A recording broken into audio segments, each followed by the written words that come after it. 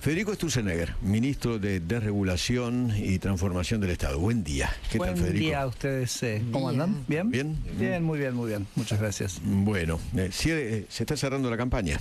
Se está cerrando la campaña, esta campaña donde el domingo vamos a poder votarlo a Manuel, esta dicotomía, ¿no? Este debate que se da en la Argentina entre un modelo de libertad económica, de libertad y el kirchnerismo, ¿no? Que el kirchnerismo es más Estado, es más impuestos. Yo a veces digo, lo que le digo a mis amigos es: recuerden solo una cosa este domingo al votar, una sola cosa, y es que el kirchnerismo nos negó las vacunas del COVID, ¿no? Totalmente. O sea, fue un gobierno que fue capaz incluso de hacer eso, de negarle, teniéndolo, digamos, disponible, y eso me parece que lo caracteriza, ¿no?, al kirchnerismo. Fue la fiesta de Olivos y también el robo de vacunas. Sí, sí, o sea... Se vacunaron ellos antes, cuando llegaron las primeras 300.000.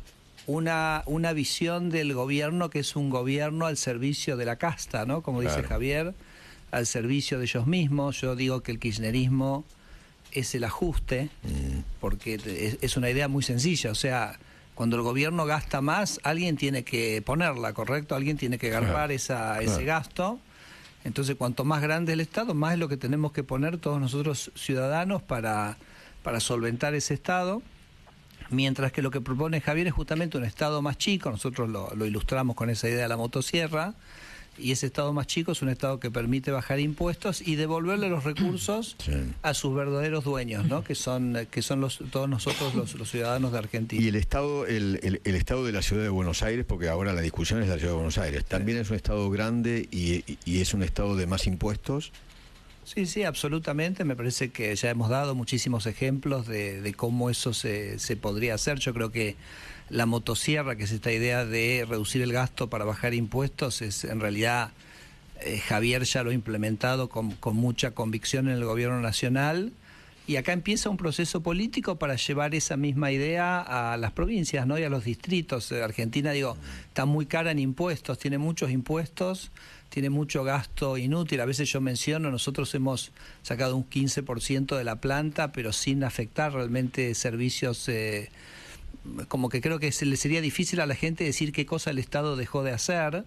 Entonces eso simplemente te habla de cuánto exceso que había, ¿no? Cuánto exceso de gasto, impuestos para financiar algo inútil, y eso lo tenemos que llevar a todas las provincias. Por eso también esto es tan importante, ¿no? Porque si uno ya mira de cara al 2027 a la posibilidad de que se imponga esta idea de menor impuestos y menores gastos también en la Ciudad de Buenos Aires, por eso es importante y necesitamos el apoyo de la gente en esta instancia legislativa. ¿Y qué se recortaría en la ciudad? ¿Qué habría que recortar en la ciudad? No, a ver, me parece que en todos los lugares las administraciones centrales están muy sobreexcedidas. Yo en algún momento de la campaña mencionaba, ¿no?, que por ejemplo si vos sacás la pauta, si vos sacás una cosa que se llama el Instituto de Vivienda de la ciudad, que no sé qué hace verdaderamente, y el ministerio, creo que ellos tienen un ministerio de la producción, que también son en general esfuerzos bastante inútiles. En este momento lo maneja mi buen amigo Hernán Lombardi, pero le digo: Hernán, cerrá ese antro, ¿no? Entonces, con esas tres cositas que uno las podría hacer, digamos, el día que llega a la tarde, te podríamos bajar todas las patentes de la Ciudad de Buenos Aires a la mitad, por decirte algo, ¿no? Por decirte, digo como para mensurar, ¿no? Así que nada, y después este debate lo vamos a llevar nosotros al resto de las provincias, ¿no? El gasto público provincial y municipal realmente está muy, muy sobredimensionado, así que nada, hay mucha tarea para hacer. Y creo que estas últimas semanas también, o sea, un gobierno no es apretar un botón y que las cosas salgan, las cosas llevan mucho tiempo. Creo que las últimas semanas para nosotros son eso, ¿no? Están pisando muchos callos, y callos muy complicados. Por ejemplo, el tema de Tierra del Fuego, ¿no? Sí. Con dos empresas, Mergor y Newsan, que pusieron el grito en el cielo. Sí, pero siempre lo mismo. O sea, vos tenés que ponerte desde la óptica del ciudadano, ¿no? Creo que esa es justamente la diferencia. El kirchnerismo se pone desde la óptica de los intereses. Claro, los intereses como que llegan al gobierno, ¿no? Y entonces Javier dice: mirá, a mí lo que me interesa es el ciudadano, es el hombre y la mujer común. Nosotros decimos que la gesta del hombre y la mujer común es tratar de superar las vallas que le pone el propio Estado. tenés 3 ejemplos, me parecen muy copados de estas últimas semanas, que son el que vos mencionás de Tierra del Fuego, con una baja importante en los aranceles, en la protección de ese régimen, una provincia que tiene todo para ser un lugar absolutamente extraordinario en el mundo por sus ventajas, por su energía, por su ubicación, por su cercanía a la Antártida, que es el destino turístico más importante, con más potencial de crecimiento en el mundo. Tuviste la semana pasada, pues esto es un proceso, ¿no? Tuviste la semana pasada el tema de Aluar, baja de 30% de los costos. Tuviste la semana pasada, recién hablábamos del agro, ¿no? Tuvimos las cosechadoras en este momento se están vendiendo, estaba prohibido la importación de maquinaria usada en Argentina, y a nosotros nos habían dicho, si ustedes liberan eso, por ejemplo, el costo de los camiones de las mineras, los pozos petroleros, todo eso va a caer 30-40%. Bueno, la semana pasada empezamos a ver cosechadoras que se están trayendo usadas, que le permiten al productor agropecuario acceder a su maquinaria 50% menos. Después Tierra del Fuego, que es lo que recién mencionabas, y bueno, y hoy a la mañana, no sé si alcanzaste a ver mi tuit, sí, que es la aftosa. Sí, o sea, nosotros digamos a ver, son esas situaciones que yo digo, acá está la casta versus la libertad, ¿no? Porque lo que te voy a contar ahora es algo que está hace 25 años. Entonces, si vos mirás, por ejemplo, en Argentina hay una única vacuna de la aftosa, en Paraguay hay 7, en Uruguay también hay muchísimas, en Paraguay la vacuna se vende a 35 centavos, en Argentina la vacuna se vende a $1.02, $1, o sea, se vende 3 veces, ¿me entendés el precio? Entonces, tremendo. Pero ¿sabés lo que es más loco? Que el laboratorio que la vende acá a $1.10 es el mismo que la vende en Paraguay a 35 centavos, ¿me entendés? Claro, Aluar también te vendía más caro, sí, el aluminio en Argentina que lo que él lo vendía en Brasil. Entonces, ¿por qué? Es porque era un coto de casa esto. Okay. Entonces vos en realidad esquilmás al consumidor o al productor argentino para en realidad subsidiar al brasileño, ¿me entendés? Entonces, claro, eso no tiene ningún sentido. ¿Y el laboratorio cuál es, el de la aftosa? El que producía acá es Biogénesis Bagó. Sí. Y entonces, lo que nosotros hacemos, no tenemos nada contra Biogénesis, simplemente, obviamente, como tampoco tenemos nada contra Aluar, lo que decimos es, yo te digo una cosa, es un gobierno... los productores estaban que trinan. ¿Con este tema? Con el tema de la vacuna, claro, porque era la única a la cual podían acceder. Correcto. Productores muy importantes me han dicho, che, Eduardo, ¿de qué se trata? Pero Eduardo, esto? ¿te das cuenta que esto está hace 25 años? O sea, hace 25 años, y pasan los gobiernos, y pasa el kirchnerismo, y se sigue vendiendo $1.10 cuando del otro lado del río Paraguay se vende a 35 centavos. Entonces, ¿y entonces la resolución ahora cuál es? La resolución es básicamente generar lo que se llama una equivalencia. Entonces las vacunas que están autorizadas para su venta en el resto de, digamos, en la zona, que tienen las mismas cepas que están acá, quedan automáticamente autorizadas. La historia es casi, te diría, es para Netflix, porque no solo el Eternauta, ¿no? Es para Netflix, porque el año pasado, la manera, cuando Javier llega al gobierno, esta vacuna era tetravalente, o sea que tenía que tener 4 cepas. Y vos decís, uy, qué bueno, o sea, una buena vacuna. No, pero el problema es que 2 de esas cepas no existían en el mundo hace 50 años y solo las tenía ese laboratorio. O sea, era un traje a medida de esa vacuna. Vos lo dijiste mejor que nada. Pero digo, entonces, claro, ahora, eso traje a medida, esto es lo que yo quiero decir, y esto por eso me parece tan importante ilustrarte esto de cara al domingo, ¿no? O sea, como votante nosotros nos tenemos que interpelar, pero pasaron muchos gobiernos, y esto estaba ahí, estaba a la luz del día, todo el mundo lo veía, los ganaderos, como vos dijiste, Eduardo, a las puteadas, ¿no? Entonces, ¿quién va a lidiar con esto, no? Y fíjate que esto, en mi estimación, le reduce los costos a la cadena ganadera más o menos $100 millones al año, o sea que le pasamos de la casta a los ganaderos y entonces se lo pasamos a los argentinos. El precio de la carne. Claro, al precio de la carne, exactamente. Ahora en Tierra del Fuego, el gobernador Melella dice, van a dejar 7.000 tipos en la calle. Claro, pero está mal, a ver, está mal. Uno tiene que tener una perspectiva más general. Cuando yo estoy en La Matanza, pagaba $1.50 por un celular. Y entonces ahora voy a pagar 750.000. Por decir algo, estoy inventando estos números, ¿ok? ¿Qué pasa con ese señor? Que a ese señor de repente le quedaron 750 lucas en el bolsillo, ¿correcto? Para Antes gastar lo hubiera en otra pagado cosa. para, digamos, en algún sentido iba a esa industria y, digamos, sostenía esos puestos. Entonces, la pregunta que vos como gobierno te tenés que hacer es decir, esos 750 lucas que le quedan a esa señora en La Matanza, que no sé si se entiende lo que estoy diciendo, o sea, que no los tiene que ya gastar porque el celular le vale la mitad. Lo gasta en otra cosa. Lo gasta en otra cosa. Y reactiva otros sectores. Y reactiva otros sectores, ¿no? Y entonces, en general, lo que pasa cuando vos tenés un sector que te logra conseguir protección, ya va más allá de Tierra del Fuego. O sea, en general, los sectores que logran convencer al gobierno para ser protegidos son sectores que nosotros decimos son capital intensivos, ¿no? O sea, donde hay tipos que pusieron personas que pusieron mucha plata, entonces en general tienden a ser sectores que contratan poca mano de obra. Entonces, cuando vos en realidad esos sectores los abrís, esos sectores los forzás a competir, porque esto no es en contra de nadie, esto simplemente estamos diciendo vamos a competir en mejores condiciones de igualdad, entonces vos en realidad transferís recursos al resto de la economía y esa economía genera otros empleos. Cuando vos haces la cuenta para Tierra del Fuego, yo lo ponía en un tuit ayer y hoy,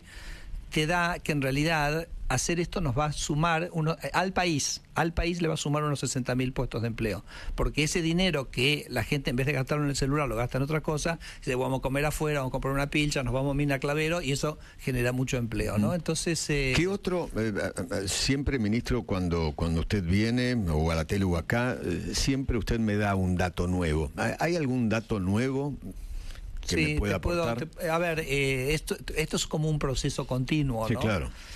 Pero hay una medida que vamos a implementar que creo que va a estar lista para el 1 de junio, no habíamos sido muy explícitos hasta ahora, que es, ¿viste cuando la gente viaja al exterior? Sí. Bueno, alguna de la gente que nos está escuchando, que, digamos, puede ser viajante, y vos cuando viajas con tus hijos, tus hijos tienen que tener un poder, por ejemplo, si viajan con uno de tus padres, etcétera. Sí, claro. Nosotros vamos a cambiar el procedimiento para que cuando vos le saques el pasaporte a tu hijo, vos puedas decirle al Registro Nacional de las Personas, yo autorizo a este hijo a viajar solo afuera o viajar con uno de los padres, entonces va a quedar directamente en la documentación en los registros, y entonces no tenés que hacer el poder, no tenés que hacer nada. Esto para nosotros es importante porque agiliza mucho el movimiento de migraciones, ¿no? Porque eso realmente demoraba. Pero nada, trámites menos, son cosas que vamos simplificando. Por ahí es una cosa muy chiquita, pero bueno, son cosas que van saliendo. Que a veces esas cosas chiquitas son el día a día de la gente. Simplifican la vida. Claro, obviamente. Así que, bueno. Estaba leyendo que hay 7 proyectos mineros que ya solicitaron la adhesión al RIGI, pero el gobierno todavía no aprobó ninguno. ¿Por qué tardan tanto en aprobar esto? Bueno, el RIGI, claro que tenés que analizarlo muy bien, porque el RIGI en realidad vos estás dando como estás dando la potestad de tener menos impuestos, ¿no? Acordate que el RIGI fue un programa que aprobó el Congreso para estimular inversiones, que son inversiones donde vos tenés que hundir mucha plata en Argentina. Sí. Entonces, en algún sentido, más de 200 millones de dólares. El presidente es como que le anticipa el régimen tributario que él piensa al cual Argentina va a estar yendo, con menores impuestos, etcétera. Pero se suponía que iba a ser rápido el proceso. Hay 5 de litio y 1 de oro y otro de cobre. Sí. No, bueno, son 7. Hay que revisar toda la documentación, hay que revisar que no sean inversiones que igual, por ejemplo, nosotros pusimos en el RIGI que para que un proyecto acceda al RIGI, te voy a decir una cosa que por ahí te va a llamar un poco la atención, como que en el corto plazo no puede generar plata. Pues sí, ¿cómo? Pero entonces sí es para generar plata. Claro. Digo, no, porque vos querés que sean proyectos verdaderamente nuevos, Eduardo. Vos no querés que alguien que ya venía trabajando y ya venía invirtiendo me meta en el RIGI, ¿se entiende? Y se consiga una exención de algo que ya venía ocurriendo. Entonces vos tenés que analizar que es un proyecto que es verdaderamente nuevo, que es una inversión nueva. Por eso ocurre. Pero bueno, es así es la gestión. Ministro, cuando uno hace cambios, generalmente hay muchas veces rechazos, hay gente que se sujeta a lo anterior porque le convenía o porque los trámites le eran beneficiosos.